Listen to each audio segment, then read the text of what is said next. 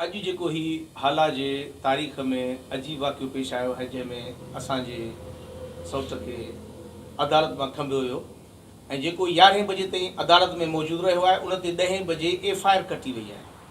कूड़ी FIR 11 बजे ताईं हू अदालत में आहे, 10 बजे उन ते FIR कटी आहे शराब जी। चांहि पीअण लाइ ॿाहिरि निकितो आहे, उनखे उते ई खणी 10 बोतलूं शराब जूं हणी उनखे FIR कटी वई आहे। मुंहिंजी SSP साहब खे मोदबाना गुज़ारिश आहे, असांजे तमामु बहितरीनु SSP आहे बुगियो साहब ऐं आऊं उन मां घणियूं उमेदूं रखूं था असां शहरवासी ऐं असीं चऊं था त हाला शहर खे पुलिस स्टेट बनायो न वञे। महिरबानी करे आऊं वापारी हाला वापारी जे सदर जे हैसियत सां तव्हांखे अर्ज़ु थो करां, मोदबाना गुज़ारिश आहे मुंहिंजी त महिरबानी करे असां सां इंसाफ़ कयो वञे ऐं असांजे हमराह खे आज़ादु कयो वञे। जे न त हिकु ॾींहुं असीं ॾिसंदासीं, हिकु ॾींहं खां पोइ असीं एहतिजाजनि शहर बंदि कराईंदासीं ऐं पोइ आईंदे जो लाहे अमल जेको आहे उन खां पोइ तय कयो। इन करे महिरबानी करे असांजी रुकेश ते अमल। कोर्ट में जॾहिं वियो त वकील हुननि जो लेट सां आयो, जज साहब त तव्हां ॿाहिरि वियो, मुंहिंजो भाउ ॿाहिरि वेठो, तलब चांहि जी थी, चांहि पीअण वियो त उतां खयो अथसि। हाणे उतां खणण खां तव्हां इंक्वायरी करियो, इंक्वायरी कयो त आख़िर जॾहिं तव्हां उतां कोर्ट जे दरवाज़े जा खयों त कहिड़ा हुनजे मथां 10 बोतलूं रखियल हुयूं जो तव्हां खणी हुन कुल्हे ते खणी गाॾीअ में रखियो आहे। आख़िर किथां आयूं बोतलूं? हीउ सिधो सिधो पुलिस स्टेट कयो पियो वञे। हीअ असां बेवाजिबी थी वई वञे। छो असां शहर जा मौजूदु आहियूं, शरीफ़ माण्हू, इन करे असांजी बेइज़ती कई बि वञे, हथरादू कई बि वञे, पोइ कंहिंजे उन जे पुठियां छा?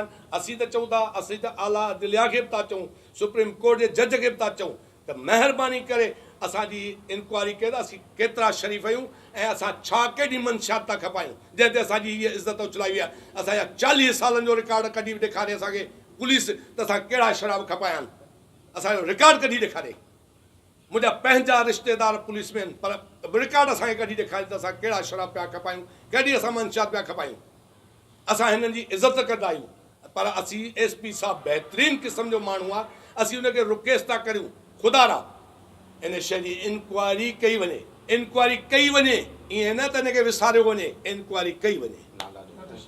हिकिड़ो अथव नसीर शाह जंहिंजी बछ ते कमु कयो आहे, ॿियो आहे जवाद मेमन जेको नओं SHO आयो आहे, उनखे इशारे ते कमु कयो आहे त हिनखे ॿध ब्लैकमेलिंग कई बि वञे। असीं शहर जा मौजूदु आहियूं, चोर डाकू असीं बि कोन आहियूं, असीं इज़त वारा आहियूं। असांजो रिकॉर्ड वञी खोले ॾिसो।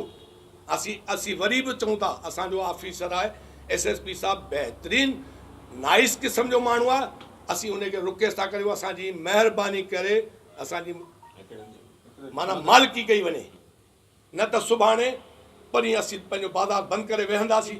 ये पुलिस की बहुत बड़ी दहशतगर्दी है कि जो आदमी 11 बजे तक कोर्ट में मौजूद हो उसकी 10 बजे FIR कैसे काट दी उन्होंने, वो भी शराब के केस में। एक बारिश आदमी, उसके लिए आपने ये किया, जुल्म किया, आखिर क्या वजह थी? आखिर कौन सा वो जुल्म था जिसकी वजह से इन लोगों ने उसको बेगुनाह उसकी FIR काटी? हम और उसको बहुत बेहुना तशद्दुद किया उसके ऊपर, उसको मारा है, पीटा है। जब हम उसको थाने पर गए हैं, भाई गए थाने पर, मिलने नहीं दिया गया और बोला हमारी मर्जी, हम जो करें। आखिर क्या वजह है, किसकी वजह से ये हुआ है? हम SP साहब से, SP मटियारी से रिक्वेस्ट करते हैं, IG सिंध से रिक्वेस्ट करते हैं कि खुदारा इस पुलिस की वजह मालूम की जाए कि क्या वजह है जो हम इज्जतदार लोगों की इज्जत उछाली गई है। और हम अल्टीमेटम देते हैं कि अगर इस चीज़ को एक रोज के अंदर हल न किया गया तो हम एहतिजाज शहर को बंद कर देंगे। सरबेरा मैं SP साहब से और आला ऑफिसर जो IG साहब हैं उनसे एक रिक्वेस्ट करता हूं कि हमारे भाई को कोर्ट से उठाया गया है। उठाने के बाद उसको 10 बोतलें लीटर की शराब की लगाई है। कोर्ट में उसकी प्रॉपर्टी की हिसाब से वो गया था, 8:30 बजे जज साहब से मिला था, हेयरिंग थी।